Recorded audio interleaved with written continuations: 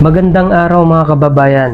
Heto at panoorin natin at bigyang reaksyon ang video na ito ni Attorney Vic Rodriguez. Dumami lalo ang bumilib kay Attorney Vic Rodriguez matapos nitong tuparin ang kanyang ipinangakong pupunta ng dahig at makikiisa sa ating mga kababayan upang personal na iparamdam ang suporta kay FPRRD. Bagamat natalo ito sa kanyang pagtakbo bilang isang senador, siya ay lubos pa rin nagpapasalamat sa ating mga kababayan, lalong-lalo na sa mga OFW na tunay na nagmamahal kay FPRRD at walang sawang sumusuporta sa kanya.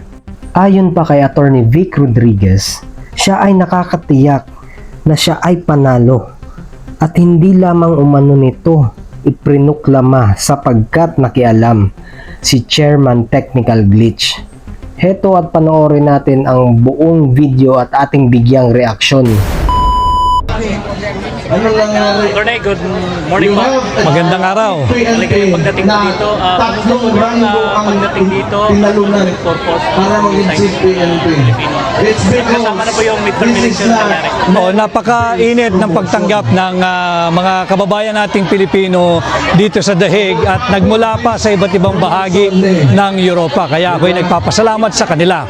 Ako ay naririto unang-una to fulfill a pre-campaign promise that regardless of the outcome of the election, I will be here to visit and extend my gratitude personally to President Rodrigo Roa Duterte.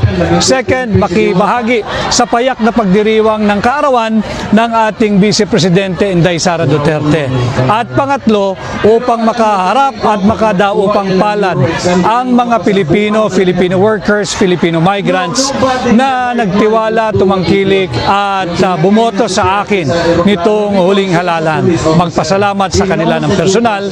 Sabi ko nga kanina sa aking pahayag, in my heart of hearts, I am very certain panalo tayo, subalit hindi lamang tayo sadyang prinoklama sapagkat si Chairman Technical Glitch ay nakialam dito sa ating ginawang proseso ng halalan. Attorney, may iba po tayo. Tungkol po sa sitwasyon ni PRRD ngayon dito sa Dahig, bilang abogado po, sa palagay nyo, makakawin pa si Tatay Digong sa Pilipinas? Dapat siyang pawalan sa lalong madaling panahon. If the ICC really is a court of law as the way they are projecting the institution to be, dapat agad-agad na nilang pakawalan si Pangulong Duterte na nakapait ng walang kaso. Kahit isang kaso, wala. Dapat ay pakawalan na nila sa piitan si Pangulong Duterte at pauwiin na sa Pilipinas at huwag itolerate ang state-sponsored kidnapping na ginawa sa kanya. Thank you. Hanggang ngayon, hindi pa nakapanumpa po ang ating dating Pangulo, Duterte. Ano po yung masasabi mo? Ginagawa na ng abogado dito na makapanumpa si Pangulong Duterte sapagkat talaga naman siya ay tinangkilik overwhelmingly ng lahat ng Dabawenyo. Kaya na lang po sa sambayan ng attorney na patuloy na sumusuporta sa inyo at umaasa na kayo may tatakbo Sa mamamayang Pilipino, maraming salamat. Magkita-kita tayo. Patuloy ako magsasalita. Magiging boses, tinig, mata, tainga ninyo kahit sa labas sa Senado. Muli, Attorney Vic Rodriguez, Pilipino, abogado, may isog. At alam ko, ang pag-uwi ng ating Pangulo, ng ating minamahal na Tatay Digong, ang siyang pinakamagandang birthday gift.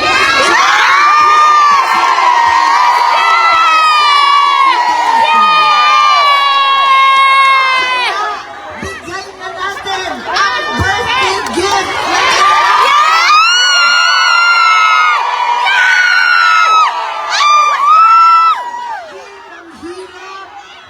Ng ating Vice Presidente Inday. Sinabi na niya, hayaan na natin yung quadcon at impeachment na yan. Baliwala na yung pag-aapil sa akin at sa Vice Presidential Office. Basta iuwi natin ang aking ama.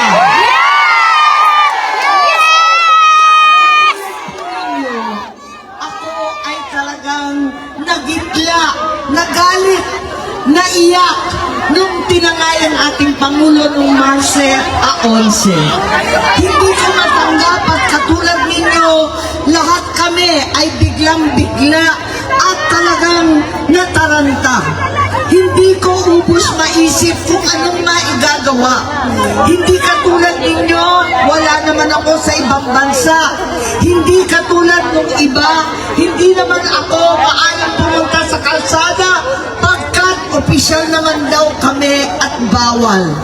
Ngunit naisip ko, bilang senador, maglunsad ng pangkalahatang investigasyon para malaman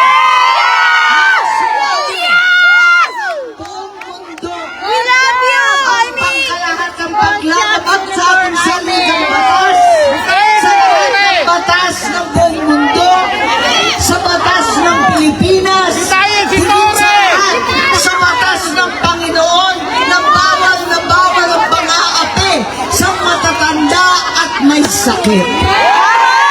Hindi ko payag sa ganito. Asahan po ninyo, may iba dyan na nagalit sa akin.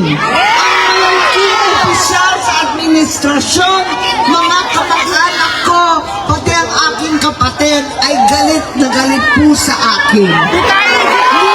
Kung nagulat kayo sa mga pangyayari, mas lalo ako nawalan ng loob. Pagkat para sa akin, nakita ko na ito. Linapastangan din ang aking ama at tinangay kami sa ibang bansa. Kung saan nawalay kami sa ating bansa. Bakit natin papayagan na ganitohin na naman ang ating minamahal na Pangulo? Mas malala pa, sa ICC pa dinala, kulungan pa ang inuwi, at pagkatapos noon, tuloy-tuloy pa raw ang paglilitis ng ating Tatay Digong. Huwag tayong pagpayag. Samahan ninyo kami na labanan ito. Samahan ninyo ako na kahit ako ay mag-isa na lamang at hindi na kabilang sa aking pamilya, hindi na kabilang sa partido,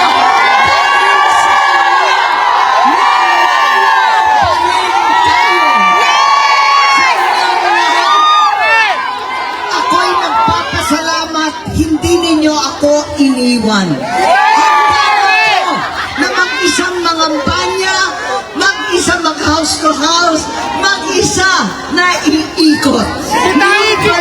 Hindi ako naulila. Hindi ako nag-isa dahil ang birthday girl natin, si Vice President Inday Sara Duterte, 10 ng DDS, 10 ng OFW, 10 na mga narito ngayon sa The Hague ay sumama sa akin.